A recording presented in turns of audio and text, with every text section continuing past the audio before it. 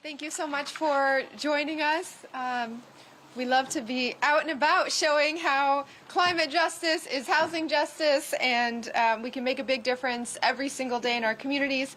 So I'm excited about today's announcement and grateful because it's only possible thanks to the work of all of you here and the incredible leaders standing with me up here by our makeshift podium. We are joined by, and you'll hear from some of these folks in a little bit as well, but we are joined by our Chief of Energy, Environment, and Open Space, Reverend Mariama Whitehammond, our Chief of Housing, Sheila Dillon, Deputy Director of the Neighborhood Housing Deputy Director of the Office of Housing, Neighborhood Housing Development Division, Jessica Boatwright, Dr. Allison Brezius, Commissioner of the Environment Department, Director of our Green New Deal program, Oliver Sellers Garcia, Stacia Shaputa, Director of Communications and Community Engagement in the EEOS Cabinet, our Senior Advisor for Labor, Lou Mandarini. Let me see if I missed anyone else from the administration here. Okay, we have Claire Kelly, our amazing Director of our Intergovernmental Relations Office. Oh, and Commissioner of the Inspectional Services Department, Sean Lydon, thank you for all that you do in making this possible. I'm also joined by colleagues in city government and state government. We have City Councilor Liz Braden, City Councilor Kendra Latta, City Councilor Kenzie Bach, and State Representative Kevin Honan, as well as John Woods, who will be on the speaking program in a little bit as well, Executive Director of the Allston-Brighton Community Development Corporation. Thank you also, there are reps here and leaders from the Sierra Club, Built Environment Plus, Passive House Mass, and many other of our community partners. Thank you for joining us. We're here today because we're all committed to Boston becoming a fossil fuel-free city. A commitment that is grounded in the understanding that we can get everything else right, housing, transportation, education, everything else, and none of it matters if our city and planet are no longer livable for our kids and their kids. Which is why, as a city, we are committed to finding solutions to not only address our everyday issues, but our existential ones. Here in Boston, buildings are our biggest source of pollution and emission. They account for nearly 3/4 of the city's annual emissions. So one of the most important things we can do is to take decisive climate action in ensuring that our buildings meet the highest emission standards. In that spirit, today we're announcing 2 new strategies to make Boston the country's leading Green New Deal city.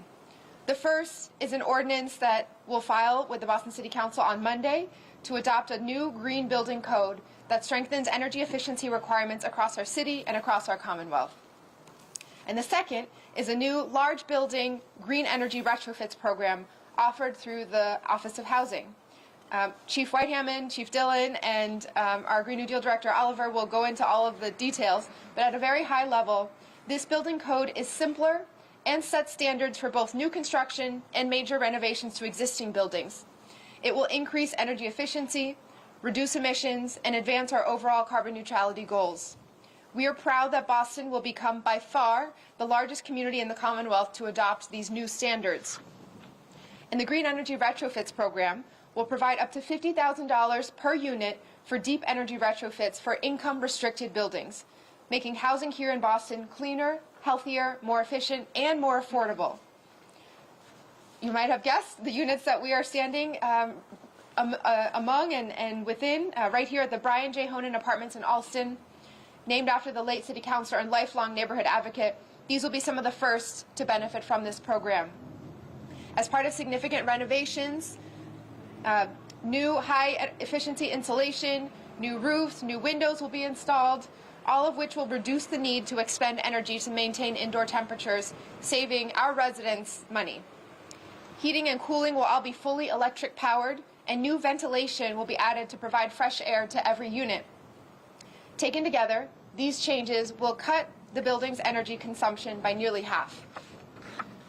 In adopting this green building standard and launching our Green Energy Retrofits program, we're taking aim at one of Boston's biggest culprits when it comes to our carbon footprint. And as we continue to do this important work, what is abundantly clear is that all of our challenges and opportunities are interrelated. In so many instances, the best solutions we can implement are the ones that overlap and address multiple issues all at the same time. Making public transportation more accessible and affordable also means reducing vehicle emissions. Transitioning our school buses from fossil fuels to electric keeps our air cleaner, our students healthier, and creates opportunities to provide hands-on green job training for our young people. Making our buildings more energy efficient doesn't just help us preserve our planet, it also improves indoor air quality, lowers operating costs, and reduces the energy cost burden for residents so that all of our housing is more affordable. I want to say thank you again to all of the advocates who are here today who have been pushing for this new set of building codes to be available for cities and towns to even opt into, and who for years have been fighting to ensure that we're not moving backwards as we permit new buildings and plan for the retrofit of many tens of thousands of existing ones that are needed. Thanks to you and thanks to the collaboration between our Department of Energy, Environment and Open Space and Office of Housing and partners at the state and city council, we are continuing to find ways to make Boston a more livable, more affordable, more sustainable city for all of us. Ok, otra vez. Estamos hoy aquí porque nos hemos comprometido a que Boston se convierta en una ciudad libre de combustibles fósiles. Este compromiso se basa en el entendimiento de que podemos hacer todo lo demás bien. Vivienda, transporte, educación, todo, y nada de eso importaría si nuestra ciudad y nuestro planeta dejaran de ser habitables. Por eso, como ciudad, trabajamos cada día para encontrar soluciones no solo a nuestros problemas diarios, sino también a los existenciales. Aquí en Boston, los edificios son una de nuestras mayores fuentes de contaminación. Representan casi 3/4 partes de las emisiones anuales de nuestra ciudad. Por eso, una de las cosas más importantes que podemos hacer para tomar medidas decisivas contra el cambio climático ahora mismo es garantizar que nuestros edificios cumplan las normas más estrictas de emisiones. Hoy estamos anunciando dos nuevas estrategias para convertir a Boston en la ciudad verde líder del país. La primera es una ley municipal que presentaré el lunes al Consejo Municipal de Boston para adoptar un nuevo código de construcción ecológica que refuerce los requisitos de eficiencia energética en nuestra ciudad y todo Massachusetts. Y la segunda es un nuevo programa de rehabilitación de edificios a través de nuestra oficina de vivienda. Dejaré que la jefa Mariana Whitehammond, la jefa Sheila Dillon y nuestro director de Green New Deal, Álvaro Celes García, presenten los detalles, pero a alto nivel. El nuevo código es más sencillo y establece normas tanto para las nuevas construcciones como para las reformas importantes de los edificios existentes, a fin de garantizar una mayor eficiencia energética y una reducción de las emisiones de apoyo de los objetivos generales de neutralidad de carbono de Boston. Estamos orgullosos de que Boston se convierta, con diferencia, en el mayor municipio de la Commonwealth en adoptar estas nuevas normas. Segundo, el programa de rehabilitación de edificios proporcionará hasta $50,000 por unidad para la modernización energética de edificios de renta limitada, haciendo que las viviendas de Boston sean más limpias, más sanas, más eficientes y también más asequibles. Y las viviendas de los departamentos Brian Honan de Alston, que llevan el nombre del ex concejal y defensor del vecindario de toda la vida, serán de las primeras en beneficiarse de este programa. Mientras realizamos esta importante labor, lo que ha quedado claro es que todos nuestros retos y oportunidades están interrelacionados. En muchos casos, las mejores soluciones que podemos aplicar son las que se unen. Hacer más asequible el transporte público también significa reducir las emisiones de los vehículos. La transición de nuestros autobuses escolares de los combustibles fósiles a la electricidad mantiene nuestro aire más limpio, nuestros estudiantes más sanos y crea oportunidades para equipar a nuestros jóvenes con las habilidades que necesitarán para los empleos verdes en demanda a través de programas de mantenimiento de vehículos eléctricos. Hacer que nuestros edificios sean más eficientes energéticamente no solo nos ayuda a preservar nuestro planeta, También mejora la calidad de aire interior y baja los costes de funcionamiento, lo que disminuye la carga de los costos energéticos para los residentes y hace que la vivienda sea más asequible. Para terminar, quiero dar las gracias de nuevo a todos los defensores de la comunidad aquí hoy, que durante años han estado luchando para detener la construcción de edificios energéticamente ineficientes en Massachusetts. Gracias a todos ustedes seguimos encontrando maneras de hacer de Boston una ciudad más habitable, más asequible y más sostenible para todos nosotros. Gracias. Okay, I will pass it on now to our Chief of Energy, Environment, and Open Space, Reverend Mariama White-Hammond.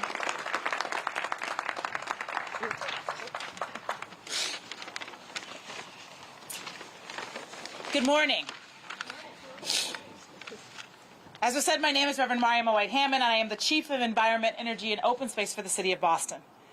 As the Mayor mentioned, we are so excited to announce that we will adopt the state's specialized stretch energy code here in Boston. This transformative update to the stretch code requires energy conservation measures in new construction and major renovations to reduce heating and cooling demand while reducing the energy cost burdens and supporting housing affordability. It creates a strong standard to ensure that buildings are more resilient to power outages, while enabling efficiency, electrification, and affordability, which are keystones for creating a Green New Deal city. The specialized code expands upon the current policy by requiring mixed fuel building decarbonization policies and for those that are still using fossil fuels, to set themselves up to add the wiring for future conversion to electrification and the installation of solar. And most importantly, this code really works well with our bedrock policy in Boston, BERDO, as a standard for not just municipal buildings and city-funded affordable housing development, but also really moves all of our buildings in the directions that we need to respond to the climate crisis. It's important. I know we got to do a lot of things in this work, but implementing efficiency measures ahead of decarbonization will help us to make sure that when we are pumping heat into the building, we're using the least energy possible because it's staying nice, warm, and toasty. And my mother supports the work that I do, but she says to me, Mariama, the one thing I don't want to be in my latter years is cold. And so this is about making sure that people have the efficiency that they need, but also the warmth that they need. Adopting the specialized code is a critical step for Boston. And as the mayor mentioned, 70% of our greenhouse gas emissions are coming from our buildings. And so we have to make bold moves in the building sector in order for us to reduce our carbon footprint. I just want to take a moment to really lift up how so many places green and energy efficient work is sometimes seen in opposition to affordability. And I'm really thankful to live in a city where we are committed to holding those two things together. We do not have to make things more expensive. We do not have to make it so that only the people who have the most resources can afford to be green. We are choosing to say we should put at the front of the line those communities that have done the least often to contribute to the climate crisis. They should have everything they need to be part of this green revolution. And I want to say a special thank you to Chief Dillon, because in many other places, the Environment Department has to sort of try to manipulate the Housing Department into getting with them. And we have the opposite dynamic. Sometimes we get a call from Housing that says, we think we can pull off this thing. And it's so amazing to have that kind of partnership where we're both committed to making our city as green as possible, and we're also both committed to making sure that every resident can afford to be part of that green revolution and putting our residents living in affordable housing first. So, with no further ado, I want to welcome up Chief Dillon, but I want to just say a quick thank you to my team at the Environment Department, who's been working tirelessly around all of these things. Every time something comes out of the state, they have to do another analysis and get it to me in the morning so that I can pass it on to the mayor. And I want to do a special shout out to somebody who rarely is in front of the mic, but to Hannah Payne, who is the lead on our BERDO and building decarbonization team. So with that, I will pass it over to my colleague, Sheila Dillon, a champion for affordability and for green work. Thank you. Good morning. I just want to say it's wonderful to be at the Brian Honan Apartments today. I haven't been over here for, I want to say, several years. This is a wonderful community, and it feels good to be home here today. We are coming together again to announce and discuss new initiatives, new work to make Boston a more sustainable and, like's been said, a more affordable city. I'm going to say it for the third time now, 70% of our greenhouse gases, our emissions, come from our buildings. So as the city increases its housing stock, and we need to, including badly needed affordable housing, the adoption of the specialized stretch code will ensure that our growth does not negatively impact our environment or the health of our residents. So, as was said, the Mayor's Office of Housing is all in, and we look forward to using these standards in our new affordable housing projects. However, because Boston is a very built city with over 57,000 affordable housing units, the partners here today have also been working on a new program. It needs a better name, the Large Building Green Energy Retrofit Program, to provide the resources needed to retrofit our existing affordable multifamily buildings. The funding for this new program is being made available from Boston's America Rescue Plan Act allocation. And while this funding, we all know, is a one-time resource, we want to learn from this program with you all, demonstrate success, and scale up this work in the years to come. So we really see this as the start of something that could be very, very big and meaningful. These deep energy retrofits will significantly reduce the building's energy consumption. This will be achieved by insulating the building envelope, adding proper ventilation, which is so important, installing more efficient heating and cooling systems, and by replacing gas-burning appliances with cleaner appliances, oftentimes electric, and improving air quality, which is so important, especially as it impacts many of our health conditions, including childhood asthma. The City Council held a hearing just this week on the triggers of asthma. So I really think this is one component to get those numbers down. Another major goal of this program is to support equitable procurement. And when reviewing applications for funding, the staff will be assessing a team's ability to employ Boston residents, persons of color, and women in the assessment, planning, and actual construction phases of this work.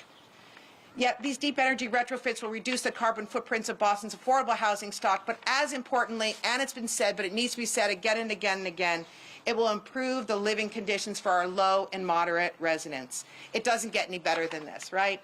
So, in closing, I too want to thank some very, very important staff that worked on the RFP, which is going to hit the streets, worked on this first project: Joe Backer, Dan Lesser, Jessica Boatwright, Kristen Simmons, Lily Labara, Hannah Payne from our Energy Department, who has been mentioned, and of course our Green New Deal Director, Oliver Sellers Garcia, who I'm going to invite up now. Thank you so very much.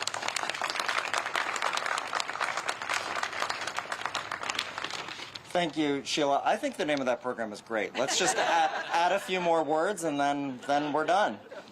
So good morning, everyone. I could not be more happy to be here. Thank you to Mayor Wu, my colleagues, elected officials, Alston Brighton CDC for hosting us, and residents of the Brian Honan Apartments. I hope we're not waking you. I'm Oliver Sellers Garcia, the Green New Deal Director for the city. As you've heard, we're here to announce and celebrate two really important steps that the city is taking to advance Boston's Green New Deal. In 2023, we are continuing to make progress on delivering programs and policies that address climate change and quality of life together. We're tackling building decarbonization from all different angles, and that's what you're seeing here today. Okay, here goes. For the fourth time, I'm going to repeat nearly 3/4 of Boston's greenhouse gas emissions come from buildings. But here's a new stat. 85% of the square footage that we have today is still going to be around in 2050. So we need to work on the buildings that we have now and bring them into the next generation. On the other hand, we know that we need tens of thousands of new housing units across all income levels to create a thriving city. So there's going to be a lot of new construction. We need different strategies for new and old buildings, but there's one thing that they have in common. As Chief White-Hammond said, energy efficiency. You know what's better than renewable energy? Using less energy, no matter where it comes from.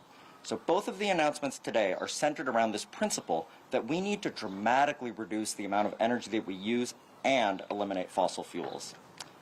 The specialized stretch energy code creates much more efficient buildings with a simpler code that will ensure that new buildings in Boston are all electric or electric ready on day one. The retrofit program will provide deep energy retrofits that residents are going to feel on hot days and cold days, on the days that they pay their electric bills. Efficiency means removing fossil fuels becomes easier and more affordable. What you're seeing here today is the Green New Deal in action. Lots of solutions coming from lots of different angles involving all sorts of different city departments and partners to solve one problem, one multifaceted problem. We've got great partnerships from advocates and in industry on the energy code, making a really serious investment with our COVID recovery funds to launch this program, prioritizing justice by starting this program in the affordable housing sector, and also real leadership in taking the responsibility to create markets for both retrofits and high-performing new buildings. There's going to be a lot of work to be done in those two areas. So in closing, I want to congratulate everyone. So excited about all the work that we're going to do together. And let me just make one pitch to owners and property managers of affordable housing buildings with 15 or more units. The RFP is on the street. Please apply. There's funding to do deep energy retrofits, so come and get it. Thank you very much. I'll pass it over to John Woods.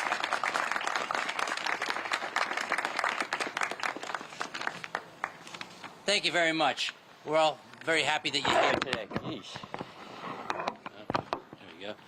We're extremely excited about being an early recipient of the large Building Green Energy Retrofit Program. It is a bit of a mouthful. It will help us in our efforts to not only preserve this valuable asset, but enhance it so that we can respond to the climate changes our world is now trying to address. I'm aware of the time restraints I have, but I did want to very quickly make a reference to trees. And it will make sense in a bit. We all know that the best time to plant a tree is 20 years ago. Well, 20 years ago, we looked at this particular site, which was occupied by the Legal Seafood headquarters and processing plant. Kevin Honan and Brighton Liu can remember distinctly that this was an industrial building.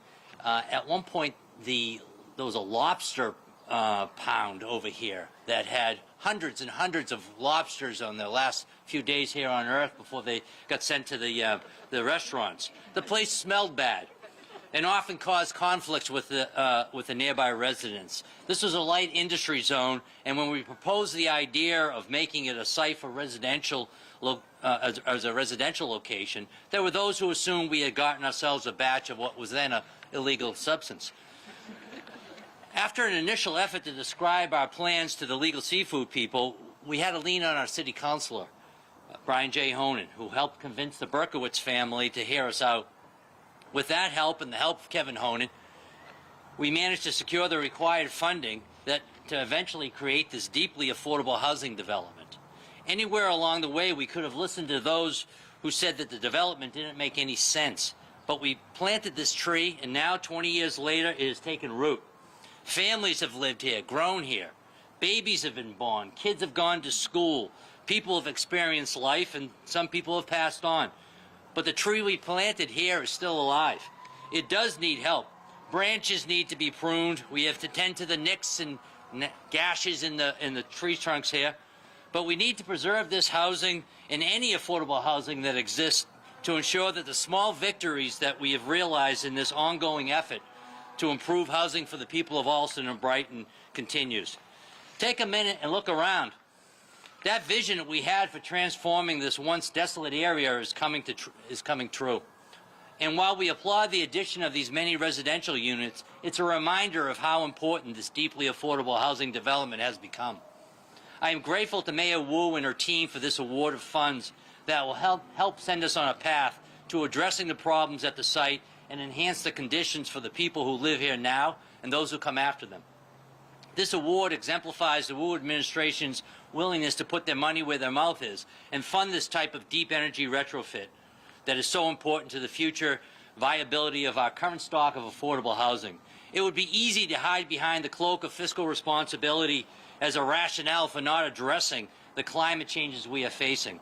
That takes leadership and courage, and we are grateful that we have a mayor who is making this a priority. I also want to acknowledge the incredible work of Caitlin Robillard, who 20 years ago was likely a student up the street at BC. But even among the kegs and the bongs, I think Caitlin was able to pick up on that Jesuit teaching that promotes the idea of using your God-given talents to help your fellow humans. Caitlin has been systematically working on upgrading our portfolio to address the climate change issues. Thank you, Caitlin. Thank you, Noah. Thank you to our board, represented today by our board president, John Heister. Lauren Erlinger is also here. As I mentioned, Brighton Liu, longtime board member, is here too. Thank you to the ABCC staff who are so crucial to making all these good things happen. A shout out to Rachel Regis, our deputy director, Sean Tatar, our grants and communications manager, Troy Rothman, our new resident services manager, Jason Boyle, our community engagement person. Also, a very special shout out to the Maloney Properties team that make us look good here at the at the Brian J. Honan Apartments and throughout our portfolio. Thank you, John, Cliff, and all the rest of the team that are here today. Now I have, I guess I'm not quite sure who I'm passing it off to. There you go. Thanks, Mayor. Before I bring up our elected officials to say a few words, I just want to recognize also, we're thankful that Abby from Senator Barrett's office is with us. He was a key leader in making sure that this got all the way through the state process. So thank you so much for your advocacy and your leadership. I also want to recognize Frank Mendoza, who is our Alston Brighton neighborhood liaison, is here. He's everywhere in the neighborhood. Tony Desidoro, the president of the Alston Civic Association, who does so much in the community, and again, many, many others. So I'll invite up Councillor Braden, then Councillor Latta, Councillor Bach, followed by Rep. Honan. That is up to 4 times more. We could hear the 70% stat. I will say 70% once more. It's sort of shocking to think that our housing produces 70% of our greenhouse gases in the city of Boston. And, you know, I think this is an incredible step forward to make our affordable housing more energy efficient. The residents of our affordable housing are the folks who need this improvement the most. They live on a limited income, and making some savings in their energy bills is going to be life-changing. They'll have some more money for other things that they need. And so I really applaud the work of the CDC. They're incredible partners here in Alston Brighton. And, you know, we're constantly trying to figure out what else can we do here. And John is always ready to take a call and brainstorm ideas and think out, oh, is this an opportunity we can use? And so I really appreciate all the great work of the CDC and their staff, constantly thinking about how they can make things better for our residents in Alston Brighton. I also want to thank the administration team, Sheila Dillon, Chief Mary Emma White-Hammond, for the incredible work, and their teams. They're constantly working to increase the amount of affordable housing we have, new builds, but also, as we've already mentioned, a lot of our affordable housing is older, it's less energy efficient, and it's a really critical area that we need to work on to make it more energy efficient, to address our climate goals. And I really applaud the administration for using every tool in the kit and exploring all the other ways that we can improve energy efficiency and decrease our greenhouse gas emissions in the city of Boston, and really make our city more livable, but also make our world better. So thank you so much for being here this morning, and I really appreciate your attendance. Thank you.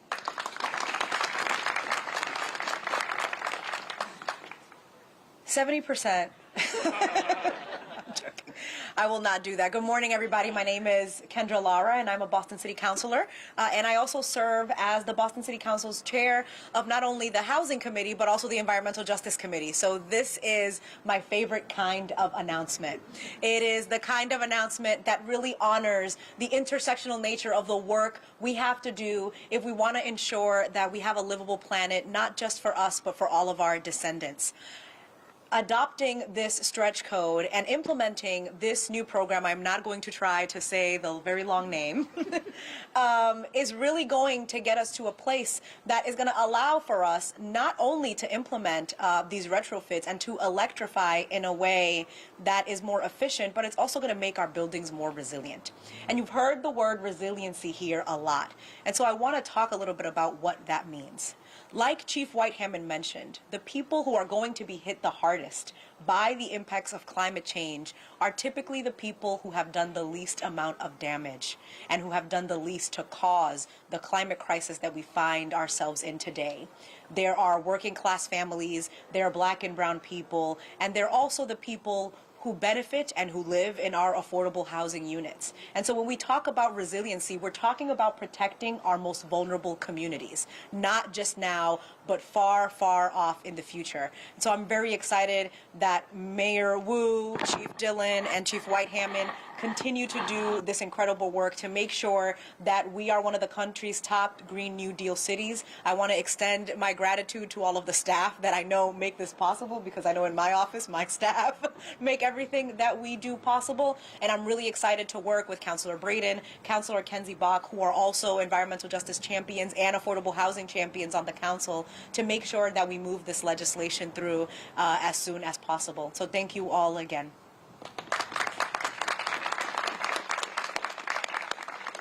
Hi everyone, I'm Kenzie. In addition to being the District 8 City Councilor, I've got a couple of precincts of Alston, but not quite all the way up here.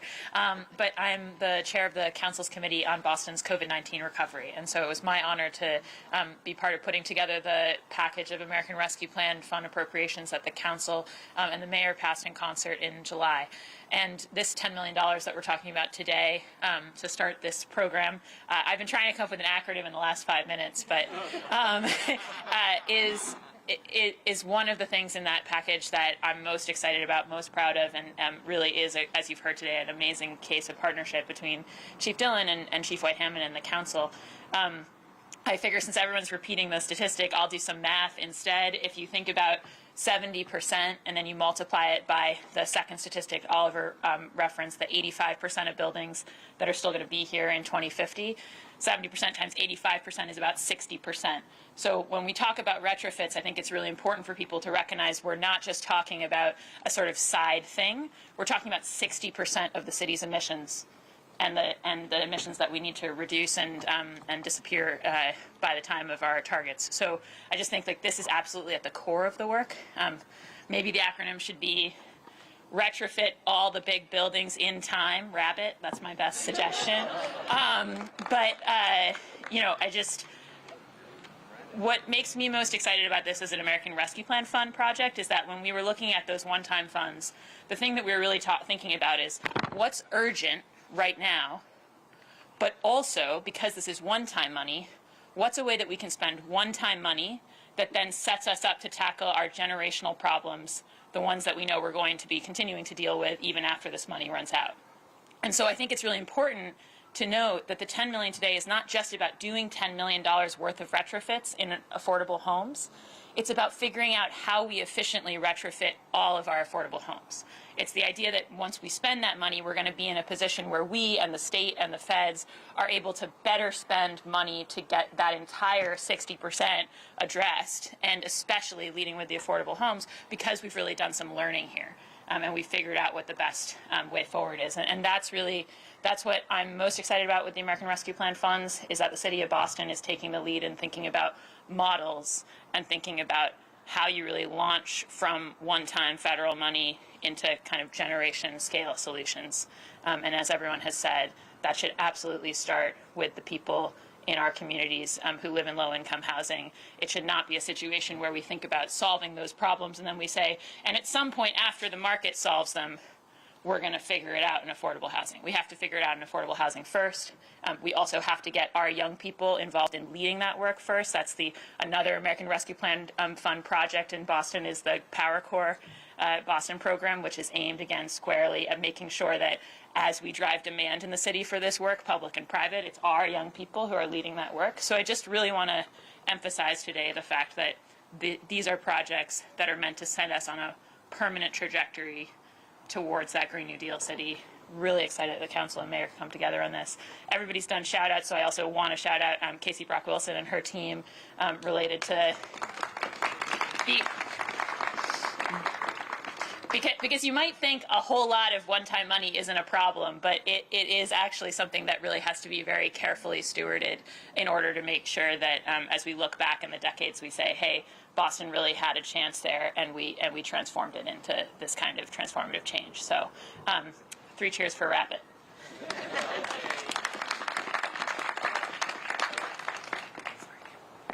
Hello, everyone. Pleasure for me to be here. My name is Kevin Honan. I'm Brian's brother. I want to thank the mayor for extraordinary leadership here in clean, green, safe, affordable housing. And yes, Reverend, it'll be warm as well. This is quite a neighborhood here that was developed. I thank the CDC for all their leadership. My brother Brian was the city councilor here, and one of his first jobs was he coordinated the Summer Youth Employment Program for the CDC, and he built with my father and his crew that park over there. It's been redeveloped a few times, more modernized, but that was one of Brian's things. And Brian did work with Legal Seafood here to get this property with other nonprofit funding, obviously to build something as beautiful as this, little community like this, you need a whole bunch of funders. So Brian was a leader with that. John Woods was here then too. He left for a little while and came back, but John is an incredible leader in affordable housing, and certainly in this city, we need this so much, and Mayor Wu is not just a leader here in Boston, she's a national leader. She's setting examples here of how to do it, and we thank her. We are also deeply indebted to Tony and all the other board members who are here who volunteer their expertise and time to the CDC.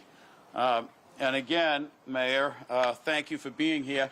We had Governor Deval Patrick about 15 years ago sign his housing bond bill, which is a $1.4 billion bond bill.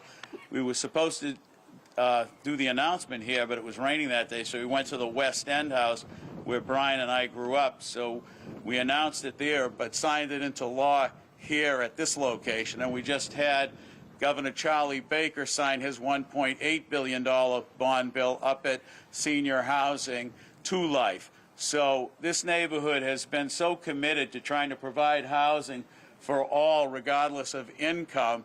And our leader right now in the neighborhood is John Woods in the CDC, but our leader at City Hall is Michelle Wu. So we thank you all for your team, and we have a wonderful city council. It was wonderful to just listen to you. When I visit my mother, she always has that TV station on, so I get to see all of you on Boston Cable. So it's nice to see you all in person here. Thank you. Thank you. Any questions on this particular program? Off-topic questions I can take on the side afterwards. Yes, Mayor. Well, given that you have the $10 million, right, and you're prioritizing the affordable communities, can you tell me which ones within that group are you prioritizing? Why those? And a couple of follow-ups to that is, what specifically is going to change? I know you mentioned the roof, the windows. Can you be a little more specific as to, for example, this community right here? What is going to be retrofitted, and what's the timeline? Okay, great. Okay, we'll take those one at a time. So in terms of which affordable housing communities, the RFP is meant to invite in anyone who's interested to jump in, but are there other criteria you want to mention on that? Citywide. Sure. So the RFP is to attract projects, affordable housing projects throughout the city, projects that are with 15 or more units, where 50% of the units or more are affordable, deed restricted affordable. So really citywide. Okay, Even though you have a limit of a budget here. That's right. You gotta prioritize. We typically, I mean, we want to make the, you know, the opportunity available throughout the city, and then we'll start to score the projects. And like was said several times, we really want to learn from this, and then, you know, learn what worked, what didn't, and then scale it up in the years to come.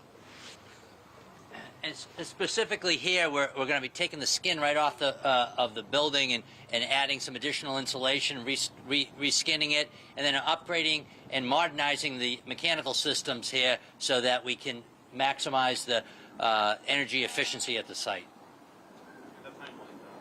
Yeah, we're hoping that we can start construction on that in 2024.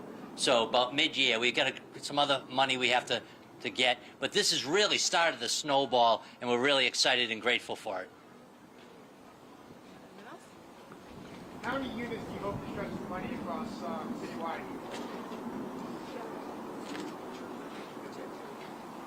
So the limit is up to $50,000 per unit. So we're anticipating somewhere between 250, 300, at least for this first tranche. Great. Okay, thank you, everyone. On the side, I have Okay. other questions. Perfect. I'll meet you over there. Thank you for coming.